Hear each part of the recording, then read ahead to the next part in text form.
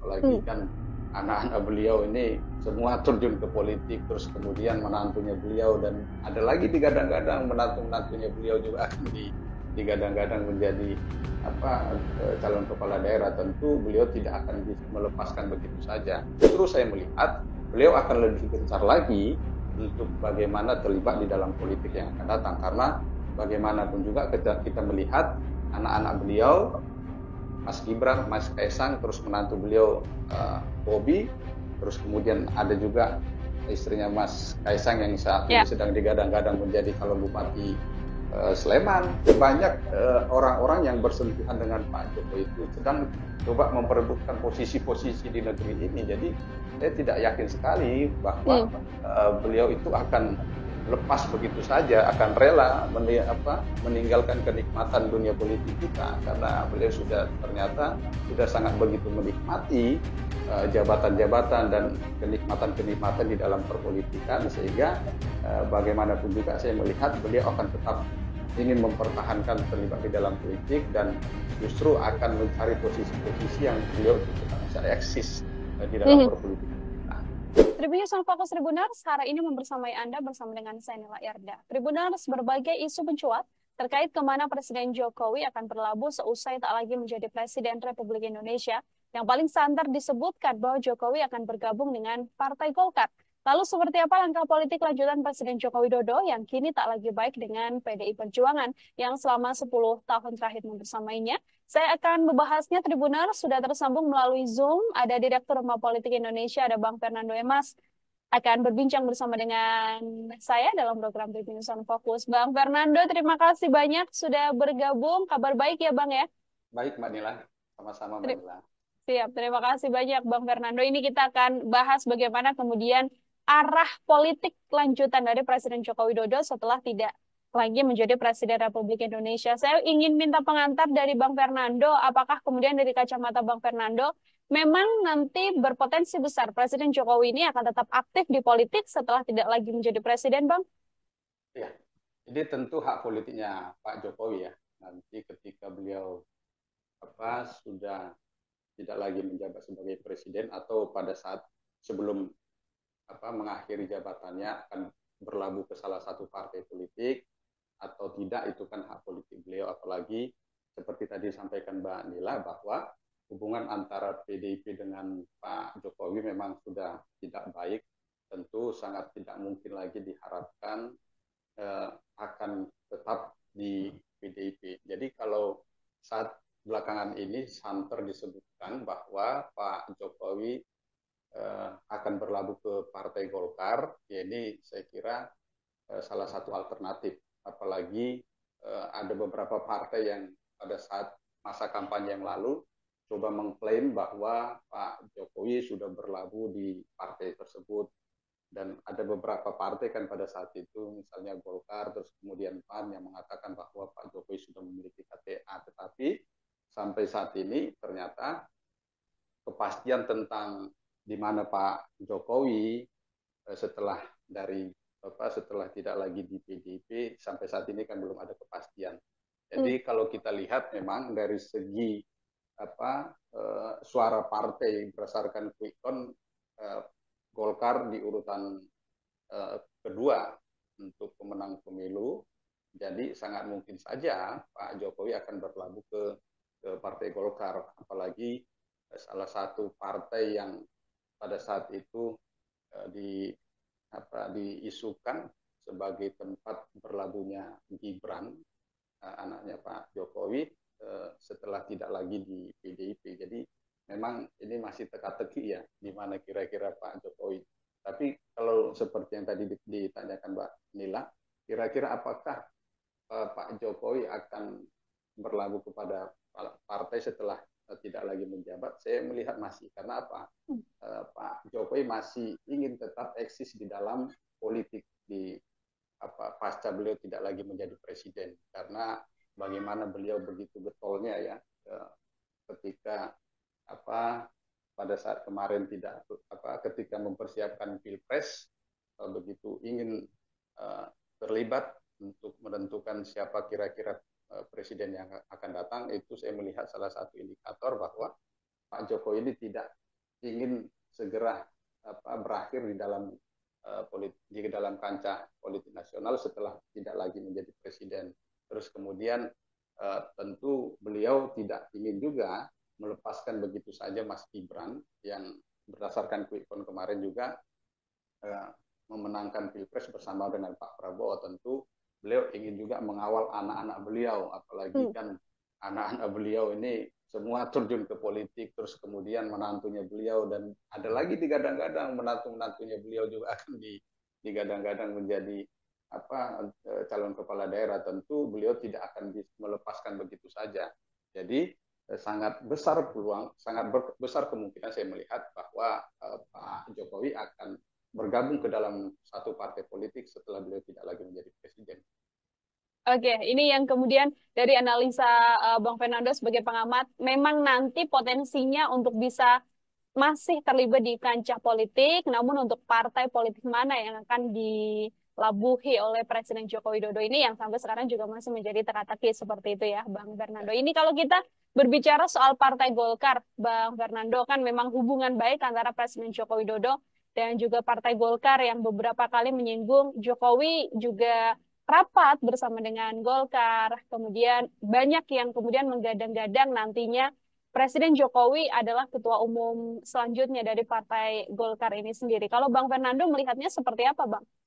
Ya, pertama begini, saya ingin menambah juga bahwa Pak Jokowi juga ingin tetap eksis di dalam perpolitikan yang akan datang karena ada tujuan jangka panjang beliau. Bagaimana mempersiapkan Mas Gibran tidak hanya pada level wapres untuk pada periode yang akan datang, tetapi ada langkah-langkah berikutnya yang kemungkinan akan disiapkan juga menjadi presiden berikutnya setelah Pak Prabowo nanti akan mengakhiri masa jabatannya. Terus kira-kira partai apa? Ya inilah Pak Jokowi ingin mempersiapkan partai untuk Mas Gibran nanti maju di Pilpres berikutnya ya dengan cara beliau bergabung di salah satu partai. Tentu bergabungnya beliau ke dalam salah satu partai tidak hanya sekedar bergabung, pasti beliau juga menginginkan ada posisi yang dijabat oleh beliau di partai tersebut.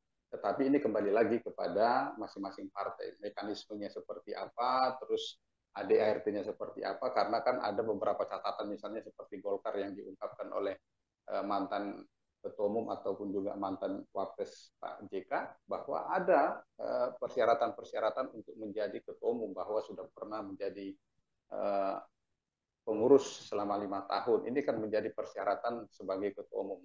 Mungkin bisa saja bukan sebagai ketua umum, tetapi posisi lain yang diberikan kepada Pak Jokowi, tapi nanti diberikan peran berdasarkan anggaran dasar rumah tangga yang direvisi, atau bisa saja persyaratan yang seperti sudah tertulis di anggaran dasar selama ini dirubah hanya untuk kepentingan mengakomodir Pak Jokowi bisa menjadi ketua umum. Tetapi kalau saya melihat sangat kecil lah kemungkinan Pak Jokowi menjadi ketua umum Partai Golkar, karena saya melihat Pak Jokowi lebih cenderung mendorong sosok lain yang bisa beliau percaya untuk menjadi ketua umum Partai Golkar, dan beliau hanya menjadi bagian salah satu pengurus di sana, jadi bukan beliau langsung sebagai ketua umumnya.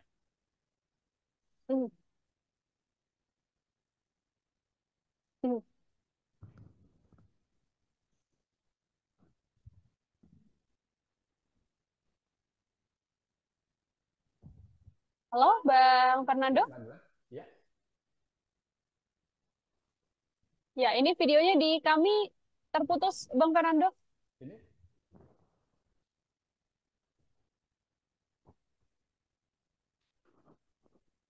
Ya, ini dari Zoom-nya, videonya mati. Ini belum juga, Mbak? Belum. Nah, ini sudah, Bang Fernando. Nah, sorry. Oke, siap. Saya lanjutkan pertanyaan ya, Bang ya? Ya. Oke, siap. Baik, Bang Fernando, apabila memang bukan Partai Golkar, begitu ya, partai mana lagi yang kemudian bisa meminang Presiden Jokowi, atau partai seperti apa yang kira-kira cocok untuk membersamai politik dari Presiden Joko Widodo ke depan? Ya, kalau kita lihat dari latar belakang sangat yang sangat mungkin untuk partai politik beliau tempat beliau berlabuh adalah partai yang berasaskan nasionalis tentunya. Sangat kecil kemungkinan kalau partai yang berasaskan agama misalnya seperti PAN walaupun nasionalis tapi bagaimana latar belakang berdirinya PAN ini kan ada ketersinggungan dengan salah satu organisasi agama di Indonesia. Terus kemudian kalau misalnya selain Partai Golkar, ya ini masih sedang berjuang lagi misalnya seperti PSI, bisa saja Pak Jokowi nanti akhirnya kalau misalnya seandainya PSI akhirnya bisa menempatkan kadernya di Senayan, ya sangat mungkin juga Pak Jokowi akan betul-betul nanti membesarkan PSI ke depannya dan beliau akan betul-betul bergabung ke sana gitu. Oke, ada potensi kemudian partai-partai dengan mengangkat nasionalisme yang kemudian akan dilabui oleh Presiden Joko Widodo seperti itu. Ini kan kalau nanti Presiden Jokowi sudah tidak lagi menjabat sebagai presiden, Bang Fernando, apakah Ya. kemudian Presiden Jokowi ini masih akan tetap punya power yang sebesar Presiden Jokowi sekarang atau lambat laun power itu juga pasti akan turun dengan sendirinya, Bang? Iya. Tentunya kekuatan itu beriringan dengan apa jabatannya yang dipegang.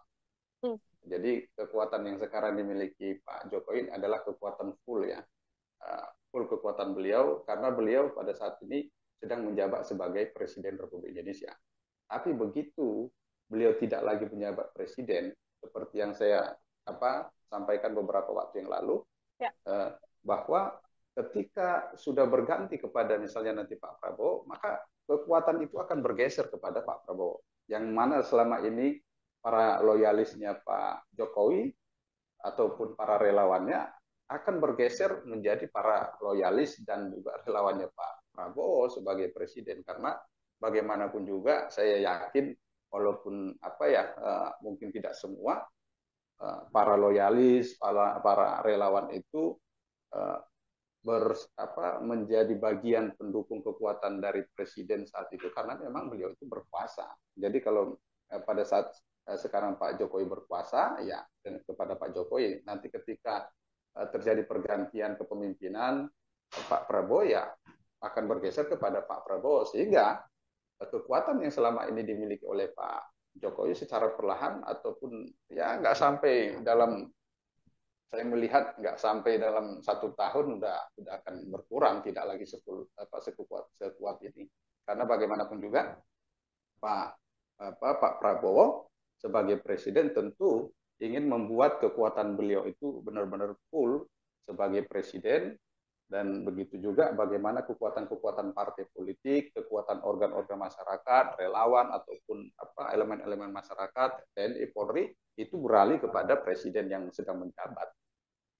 Oke, baik Bang Fernando. Ini kita masih belum bisa membaca begitu ya, kemana sih nantinya Presiden Joko Widodo akan berlabuh begitu. Tadi kalau Bang Fernando sempat mengatakan Presiden Jokowi memang masih harus mengantarkan Mas Gibran yang juga merupakan sang putra di RI 2 seperti itu. Apakah kemudian hal ini atau lanjutan politik dari Presiden Joko Widodo ini apabila memang berlabuh ke salah satu partai, katakanlah partai di koalisi Prabowo Gibran, akan banyak juga mempengaruhi program-program pemerintahan mendatang, Bang Fernando? Iya, jadi itu kembali lagi saya akan saya melihatnya itu tetap hanya diukur dalam 1 tahun ini. Jadi karena bagaimanapun juga Pak Prabowo sebagai presiden tentu tidak mau pemerintahannya itu dibayang-bayangin oleh kekuatan lain. Jadi dalam 1 tahun ini Pak Prabowo ingin menyusun kekuatan beliau, termasuk nanti dalam hal bagaimana beliau menguasai partai-partai pendukungnya. Jadi kalau selama ini partai-partai pendukung koalisi Pak Prabowo dan Mas Gibran itu banyak dikendalikan oleh Pak Jokowi karena memang Pak Jokowi saat ini sebagai presiden. Tetapi begitu nanti jabatan presiden diserahkan kepada Pak Prabowo, maka pengendali partai-partai politik pendukung koalisi Pak Prabowo dan Mas Gibran ya udah di tangan Pak Prabowo, sehingga terkait dengan program-program apa yang akan diperbuat, terus kemudian siapa yang akan mendudukin posisi apa, ini ya sudah full di tangan Pak Prabowo, bukan lagi seperti yang selama ini bahwa kekuatan itu lebih banyak di Pak Jokowi dibandingkan di Pak Prabowo. Oke, baik. Ini ada dampak yang kemudian bisa didapatkan atau dampak besar yang bisa mempengaruhi sebuah partai politik tidak sih, Bang Fernando, dengan nantinya bergabungnya Presiden Jokowi yang mana notabene ini adalah seorang mantan presiden begitu.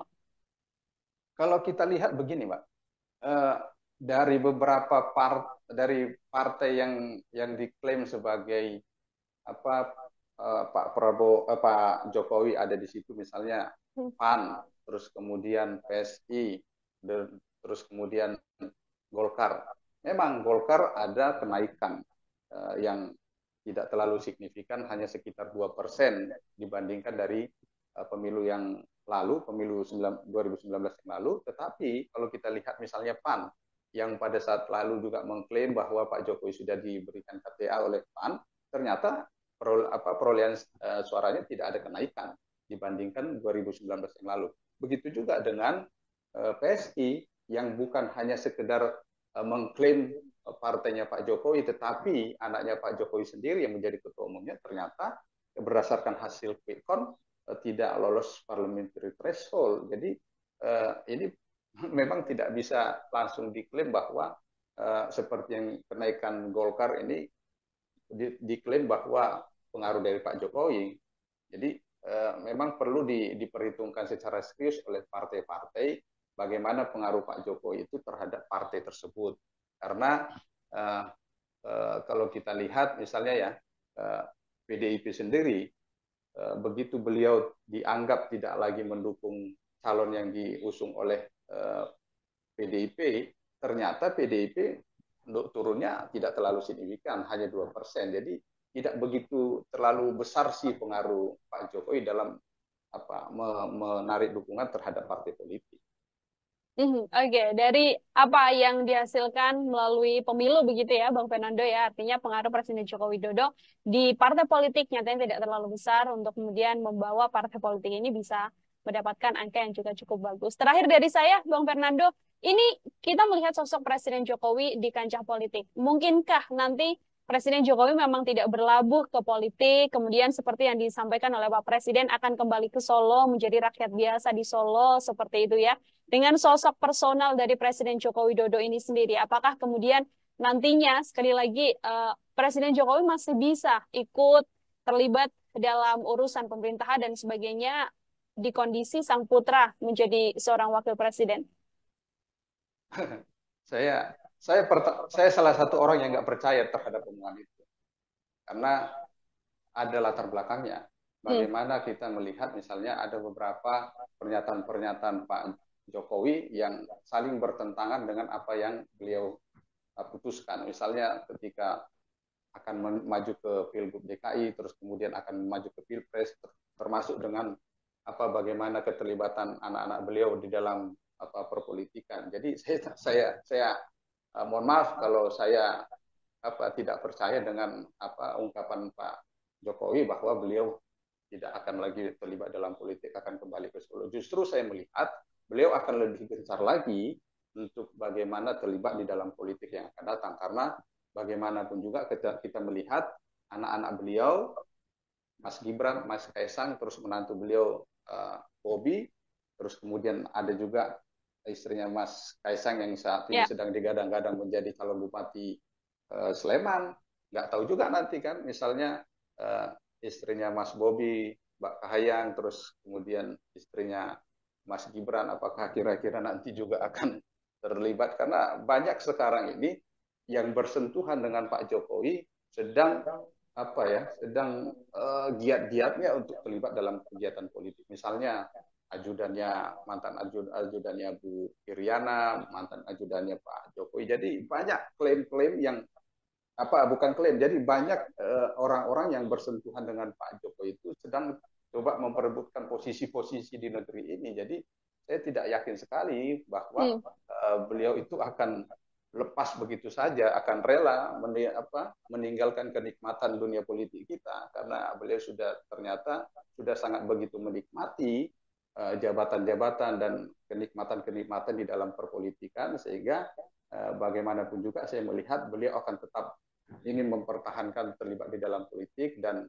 justru akan mencari posisi-posisi yang beliau tetap bisa eksis di dalam perpolitikan kita, termasuk nanti seperti yang dimunculkan oleh beberapa yang dikatakan sebagai bocoran kabinet yang akan datang, beliau diposisikan sebagai ketua One Team Press, itu sangat mungkin. Saya itu percaya bahwa beliau itu sedang dipersiapkan itu.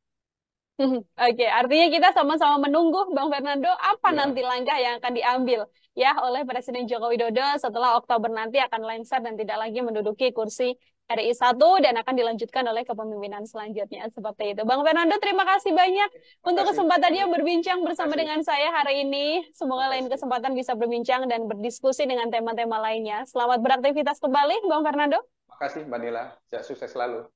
Siap, terima kasih sekali lagi Bang Fernando. Tribuners, demikian obrolan saya bersama dengan Direktur Rumah Politik Indonesia Bang Fernando Emas. Nantikan obrolan saya lain dengan tema-tema lain dan juga narasumber-narasumber lainnya. Saya Nila Irda pamit undur diri. Terima kasih dan sampai jumpa. Download Tribun X sekarang. Menghadirkan lokal menjadi Indonesia.